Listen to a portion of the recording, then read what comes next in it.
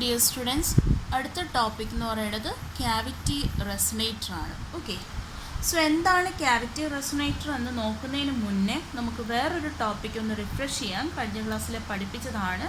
എന്താണ് wave guide എന്ന് പറയുന്നത്? നിങ്ങൾക്ക് ഓർമ്മയുണ്ടോ എന്താണ് വേവ് ഗൈഡ് എന്ന് പറയുന്നത്? കഴിഞ്ഞ ക്ലാസ്സിൽ ഞാൻ പറഞ്ഞതാണ്. It is A hollow metallic conductor ആണല്ലോ. ഒരു ഹോളോ മെറ്റാലിക് കണ്ടക്ടറാണ് എന്ത് വേവ് ഗൈഡ് എന്ന് പറയുന്നത്. അത് ഏതൊക്കെ ഷേപ്പിൽ പറഞ്ഞിട്ടുണ്ടായിരുന്നു? ഒന്ന് എന്താണ്, റെക്റ്റാങ്കുലർ ഷേപ്പ് ആകാം അല്ലേ, റെക്റ്റാങ്കുലർ വേവ് ഗൈഡ് ആകാം. രണ്ടാമത്തെ വേവ് ഗൈഡ് എന്താണ്, സെക്കൻഡ് വൺ എന്ന് പറയുന്നത് സർക്കുലർ അല്ലെങ്കിൽ cylindrical wave guide. Okay, either circular or cylindrical waveguide. So anyway, waveguide എന്ന് പറയുന്നത് എന്താണ്, ഹോളോ, നോട്ട് ചെയ്തോണേ, ഹോളോ മെറ്റാലിക്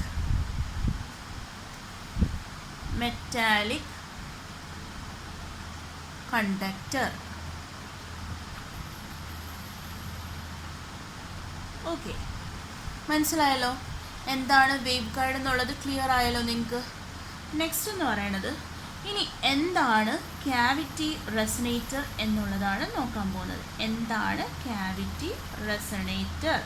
അതാണ് നമ്മുടെ കൺസെപ്റ്റ് എന്ന് പറയുന്നത്, നമുക്കിപ്പോൾ നോക്കാനുള്ള ടോപ്പിക്. സോ ഇതേ വേവ് ഗൈഡ് തന്നെ, അതായത് ഞാൻ ഈ വരച്ച അതേ വേവ് ഗൈഡ് തന്നെ അതിൻ്റെ എൻഡ്സ് ഞാൻ ക്ലോസ് ചെയ്തു എന്ന് വെച്ചോ. അങ്ങനെയാണെങ്കിൽ ആ വേവ് ഗൈഡിനെയാണ് ഞാൻ ശരിക്കും എന്ത് പറയണത്, ക്യാവിറ്റി റെസൊനേറ്റർ എന്ന് പറയുന്നത്. സോ ഈ ക്യാവിറ്റി റെസൊനേറ്റർ ഈസ് എ, എന്താണ് ക്യാവിറ്റി റെസൊനേറ്റർ എന്ന് പറയുന്നത്? ഹോളോ, എന്താണ്, ഹോളോ മെറ്റാലിക് ക്ലോസ്ഡ് കണ്ടക്ടർ. ശരിയാണോ? നമ്മൾ നേരത്തെ വേവ് ഗൈഡ് എന്താണ് പറഞ്ഞത്? Hollow metallic. ശരിക്കും ഇതെന്താണ്, ക്ലോസ്ഡ് അല്ല, ഓപ്പൺ കണ്ടക്ടർ ആണ്. ഇപ്പോൾ എന്തായി ക്യാവിറ്റി റെസൊനേറ്റർ എന്ന് പറയുന്നത്? It is A hollow metallic closed conductor ആണല്ലോ. ഇനി എന്തായിരിക്കും ഇവിടെ നടക്കുന്നത്? ഇവിടുത്തെ കേസ് ഞാൻ പറഞ്ഞായിരുന്നു, ഇതിലേക്കൂടെ വേവ് എൻട്രി ചെയ്ത് കഴിഞ്ഞാൽ ആ കയറുന്ന വേവിൻ്റെ മോഡ് അനുസരിച്ച്, അല്ലെങ്കിൽ ഏത് ആംഗിളിലാണ് അത് കയറിയത് അതിനനുസരിച്ച് ഈ വരുന്ന വേവ് എന്ത് സംഭവിക്കും, ഇതിൻ്റെ എൻഡ്സിൽ അല്ലെങ്കിൽ ഇതിൻ്റെ വാൾസിൽ വന്ന് സ്ട്രൈക്ക് ഔട്ട് ചെയ്തിട്ട് ഇനി ഇതിൻ്റെ കട്ട് ഓഫ് ഫ്രീക്വൻസി, ഈ ഒരു വേവ് ഗൈഡിൻ്റെ അല്ലെങ്കിൽ ഈ പറയുന്ന മെറ്റാലിക് ട്യൂബിൻ്റെ കട്ട് ഓഫ് ഫ്രീക്വൻസി FC എന്ന് പറഞ്ഞ് ഞാൻ സെറ്റ് ചെയ്യുവാണെങ്കിൽ ഈ എൻട്രി ചെയ്യുന്ന വേവ് ഗൈഡിന് ഞാൻ FW എന്ന് കാണിക്കാമെന്ന് വെച്ചോ. അതായത് ഇതിലേക്ക് വന്ന് വീഴുന്ന വേവ് ഗൈഡിൻ്റെ corresponding frequency let it be FW. ഈ FW എന്ന് പറയുന്നത് നമ്മുടെ ഈ പറയുന്ന വേവ് ഗൈഡിൻ്റെ അല്ലെങ്കിൽ ഹോളോ മെറ്റാലിക് ട്യൂബിൻ്റെ കട്ട് ഓഫ് ഫ്രീക്വൻസിനെ ഡിപ്പെൻഡ് ചെയ്ത് ഗ്രേറ്റർ ദാൻ ആണോ, ഈക്വൽ ടു ആണോ, ലെസ് ദാൻ ആണോ, ഈ പറയുന്ന പാരാമീറ്ററിനെ ഡിപ്പെൻഡ് ചെയ്തിട്ട് അതെന്ത് ചെയ്യും, പ്രൊപ്പഗേറ്റ് ചെയ്യും.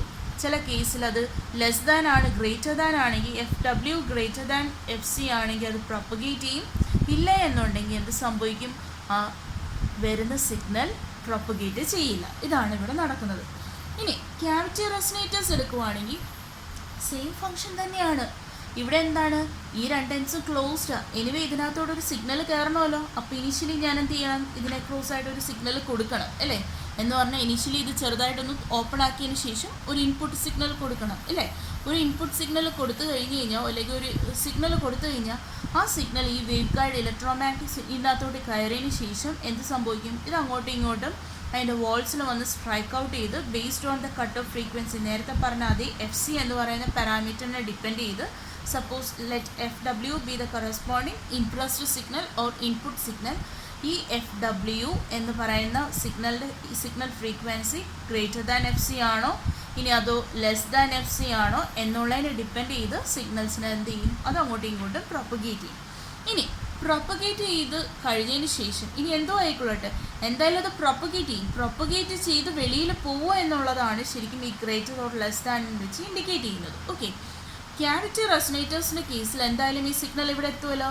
ഇവിടെ എത്തിയതിന് ശേഷം ഇതിന് വെളിയിലേക്ക് പോകാൻ പറ്റുമോ? പറ്റില്ലല്ലോ. എന്ത് പറ്റി? കാരണം ഈ എൻഡ്സ് ക്ലോസ് ചെയ്ത് വെച്ചേക്കുവാണ്. അപ്പോൾ ഈ സിഗ്നൽ എന്ത് ചെയ്യണം, തിരിച്ച് എങ്ങോട്ട് വരണം, ഈ രീതിയിലേക്ക്, അതായത് എവിടെ നിന്നാണോ സിഗ്നൽ പോയത് ആ ഡയറക്ഷനിലേക്ക് ഇത് എന്ത് ചെയ്യും, സ്ട്രൈക്ക് ബാക്ക് ചെയ്യും. ഓക്കെ, സ്ട്രൈക്ക് ബാക്ക് ചെയ്തിട്ട് ഇനീഷ്യൽ കേസിൽ ഇവിടെ തന്നെ വരും എന്ന് പറഞ്ഞു കഴിഞ്ഞാൽ സിഗ്നൽ അങ്ങോട്ട് പോവും.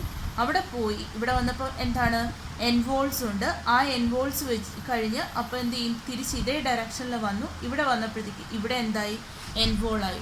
സോ അങ്ങനെയാണെങ്കിൽ ഈ സിഗ്നൽസ് ബാക്ക് ആൻഡ് ഫോർത്ത് എന്ത് ചെയ്യും, അത് മൂവ് ചെയ്തുകൊണ്ടേ ഇരിക്കും. അങ്ങനെ സിഗ്നൽസ് അങ്ങോട്ടും ഇങ്ങോട്ടും മൂവ് ചെയ്യുന്ന കാരണം ഇവിടെ എന്ത് ഫോം ചെയ്യും, സ്റ്റാൻഡിങ് വേവ്സ് ഫോം ചെയ്യും. എന്താണ് ഫോം ചെയ്യുന്നത്, സ്റ്റാൻഡിങ് വേവ്സ് ഫോം ചെയ്യും. സോ സ്റ്റാൻഡിങ് വേവ്സ് ഫോം ചെയ്യും. അങ്ങനെ വരുമ്പോഴത്തേക്ക് ഈ സ്റ്റാൻഡിങ് വേവ്സ് കാരണം ഈ ക്യാവിറ്റിക്കുള്ളിൽ ഒരു ഇലക്ട്രോ മാഗ്നറ്റിക് എനർജി എന്ത് ചെയ്യും, സ്റ്റോർ ചെയ്യപ്പെടും. ഓക്കെ, electromagnetic energy store ചെയ്യും, which is formed by the combination of two waves moving in opposite direction having equal frequency and amplitude. Okay, എന്താണ് പറഞ്ഞത്, ഈ ഇലക്ട്രോമാഗ്നറ്റിക് എനർജീൻ്റെ ഫോം ചെയ്യാനുള്ള റീസൺ എന്താണ്, ഒരു സെറ്റ് ഓഫ് വേവ് ഇങ്ങോട്ടേക്ക് പോകുന്നു, ഒരു സെറ്റ് ഓഫ് വേവ് ഇങ്ങോട്ടേക്ക് പോകുന്നു, അടുത്ത സെറ്റ് ഓഫ് ഇവിടെ വന്ന് അതിൻ്റെ എൻഡ് പോയിൻറ്റ്സിൽ സ്ട്രൈക്ക് ഔട്ട് ചെയ്തതിന് ശേഷം ആ വേവ് എന്ത് ചെയ്യുന്നു, തിരിച്ച് ഓപ്പോസിറ്റ് ഡിറക്ഷനിലേക്ക് വരുന്നു. ഓക്കെ, ഈ വരുന്ന വേവിൻ്റെയും, അതായത് റിട്ടേൺ അടിക്കുന്ന ഇതേ വേവ് റിട്ടേൺ ചെയ്യുന്നില്ലേ, അങ്ങനെയാണെങ്കിൽ ഈ റിട്ടേൺ ചെയ്യുന്ന വേവിൻ്റെ ആംപ്ലിറ്റ്യൂഡും എന്തൊക്കെയാണ്, ആംപ്ലിറ്റ്യൂഡ്,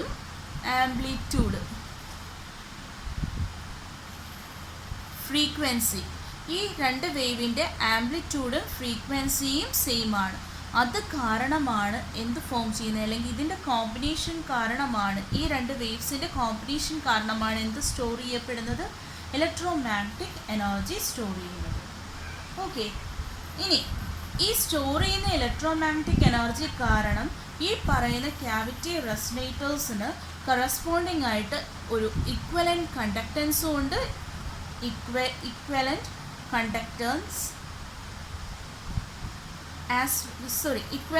inductance and capacitance.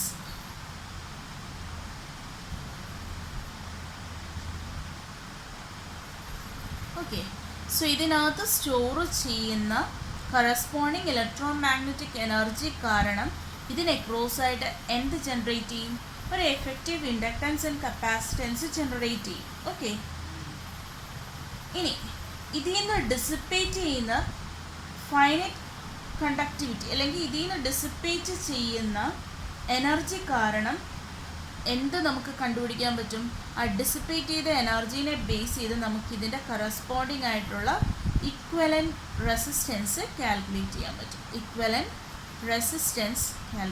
പറ്റും.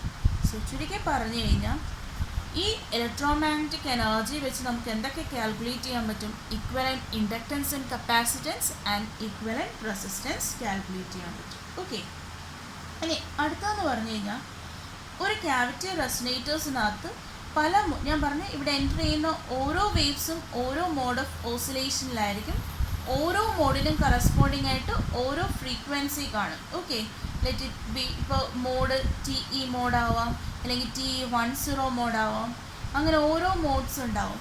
ഈ മോഡിന് കറസ്പോണ്ടിങ് ആയിട്ട് ഓരോ ഫ്രീക്വൻസി കാണും. ഈ ഫ്രീക്വൻസിയും എന്ത് ചെയ്യും, വേരി ചെയ്യും.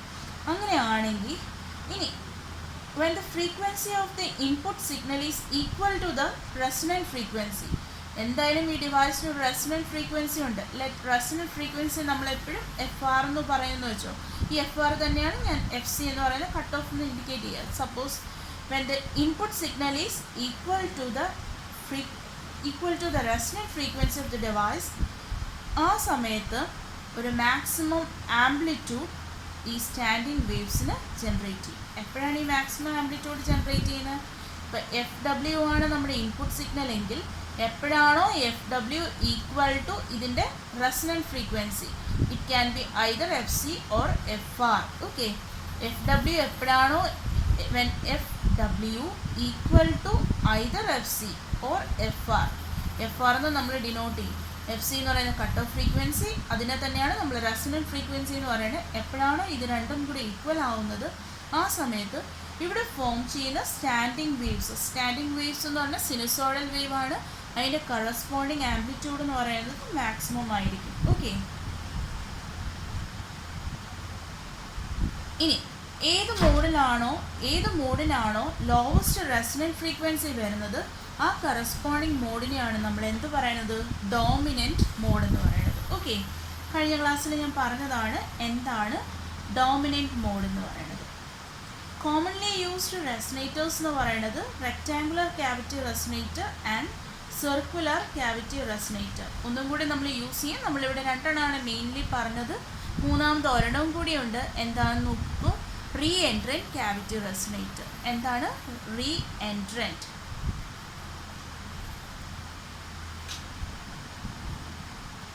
Re-entrant cavity resonators. ഓക്കെ, ഇനി ഇതിൻ്റെ ഷോർട്ടിംഗ് പ്ലേറ്റ്സ് ഒക്കെ വെച്ചതിന് ശേഷം, ഈ ഒരു ഷോർട്ടിംഗ് പ്ലേറ്റ്സ് വെച്ചതിന് ശേഷം ഇങ്ങനെയാണ് നമ്മുടെ ക്യാവിറ്റി റെസൊനേറ്റേഴ്സ് ഇരിക്കുന്നത്. ഓക്കെ, ഈ ഒരു ക്യാവിറ്റി റെസൊനേറ്റേഴ്സിനകത്ത് ഞാൻ രണ്ട് എൻഡ്സും ഷോർട്ട് ചെയ്ത് കഴിഞ്ഞ് കഴിഞ്ഞാൽ ഈ സ്റ്റാൻഡിങ് വേവ്സ് ലാസ്റ്റിൽ ഫോം ചെയ്യുന്നത് നോക്കുവാണെങ്കിൽ ഏകദേശം ഈ ഒരു ഷേപ്പ് ആയിരിക്കും. ഓക്കെ, എല്ലാത്തിൻ്റെയും മാഗ്നിറ്റ്യൂഡ് കറക്റ്റ് സെയിം ആണ് കേട്ടോ. നിങ്ങൾ വരയ്ക്കുമ്പോൾ അത് സെയിം ആക്കി തന്നെ വരയ്ക്കണം. ദിസ് ഈസ് വി മിനിമം, അതിൻ്റെ ഈ എൻഡ് എന്ന് പറയുന്നത് V minimum point. Again this end is V minimum, കാരണം അതിൻ്റെ ആംപ്ലിറ്റ്യൂഡാണ് പറയുന്നത്, amplitude in terms of voltage ആണ്. Again this is V minimum and this is V minimum. അതായത് ഈ പോയിൻറ്റ്സ്, ഈ പോയിൻ്റ് എല്ലാം സെയിം ആണ്. ഇത് ഒക്കെ സെയിം ആണ്. ആ പോയിൻ്റാണ് എന്ത്, വി മാക്സിമം. ഓക്കെ, ഇനി നോർമലി ഈ രണ്ട് എൻഡ്സും തമ്മിലുള്ള ഡിസ്റ്റൻസ് അല്ലെങ്കിൽ ഒരു ഡയമെൻഷൻ എന്ന് പറയുന്നത് 3 λg/2 ആണ്. ഓക്കെ, 3 λg/2 ആണ് ഇതിൻ്റെ കറസ്പോണ്ടിങ് ആയിട്ടുള്ള ഡിസ്റ്റൻസ് എന്ന് പറയുന്നത്. ഓക്കെ, സോ ഇത്രയാണ് എന്ത്, ക്യാവിറ്റി റെസൊനേറ്റർ എന്ന് പറയുന്നത്. അടുത്തത് ആപ്ലിക്കേഷൻ ഓഫ് ക്യാവിറ്റി റെസൊനേറ്റർ. ഈ ക്യാവിറ്റി റെസൊനേറ്റർ നമ്മൾ കുറേ ആപ്ലിക്കേഷന് വേണ്ടിയിട്ട് യൂസ് ചെയ്യുന്നുണ്ട്. ഏതൊക്കെയാണ് ആപ്ലിക്കേഷൻ നോക്കാം. ഫസ്റ്റ് ആപ്ലിക്കേഷൻ എന്ന് പറയുന്നത് cavity resonators are used in tuned circuits.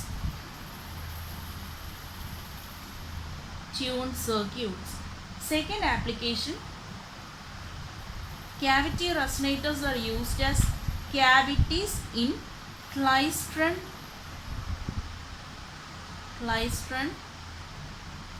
amplifier,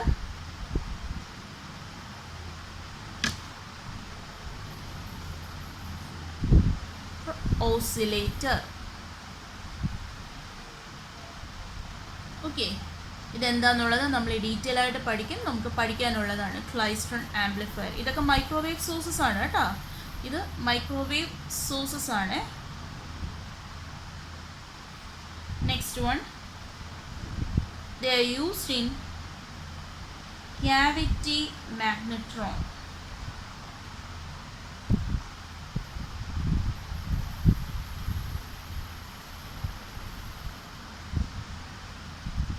Fourth one, they are used in ultra high frequency microwave. High frequency എന്ന് പറയുമ്പോഴേ അവിടെ എന്ത് വന്നു, microwave tubes. Fifth one, they are used in radar duplexers.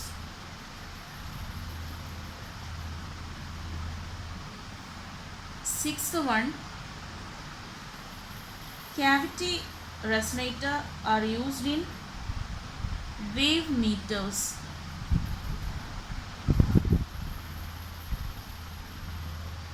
Fourth, frequency measurement.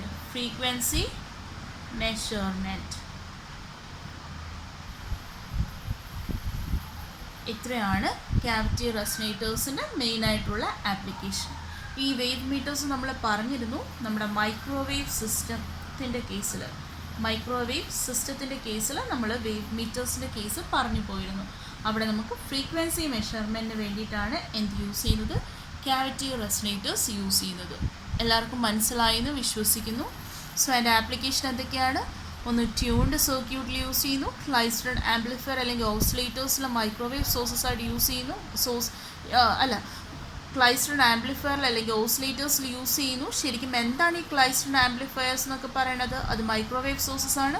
Even മാഗ്നട്രോണും microwave sources തന്നെയാണ്. Okay, നമ്മൾ ഓവനിൽ ഇതാണ് യൂസ് ചെയ്യുന്നതെന്ന് പറഞ്ഞിരുന്നു. Okay, next one cavity resonators നമ്മൾ ഹൈ ഫ്രീക്വൻസി മൈക്രോവേവ് ട്യൂബ്സിൽ യൂസ് ചെയ്യുന്നുണ്ട്, റെഡാർ ഡ്യൂപ്ലെക്സേഴ്സിനകത്ത് യൂസ് ചെയ്യുന്നുണ്ട്, പിന്നെ wave meters for frequency measurement. ഇത് നമ്മൾ ഈ ഒരു സെറ്റപ്പ് നമ്മൾ പ്രാക്ടിക്കൽ ആപ്ലിക്കേഷൻസിന് വേണ്ടിയിട്ട് അല്ലെങ്കിൽ ലബോറട്ടറി ആപ്ലിക്കേഷൻസിന് വേണ്ടിയിട്ട് നമ്മൾ ചെയ്യുന്നതാണ്. ഓക്കെ, ഇത്രയാണ് നമ്മുടെ ക്യാവിറ്റി റെസൊണേറ്റേഴ്സ്. സോ ഇവിടെ വെച്ച് അതിൻ്റെ തിയറി വൈൻഡപ്പ് ചെയ്യുകയാണ്. ഇത്രയും നിങ്ങൾ നോക്കുക. ഓക്കെ, ബാക്കി ഡെറിവേഷൻസ് നെക്സ്റ്റ് വീഡിയോയിൽ ഇൻക്ലൂഡ് ചെയ്യുന്നതാണ്.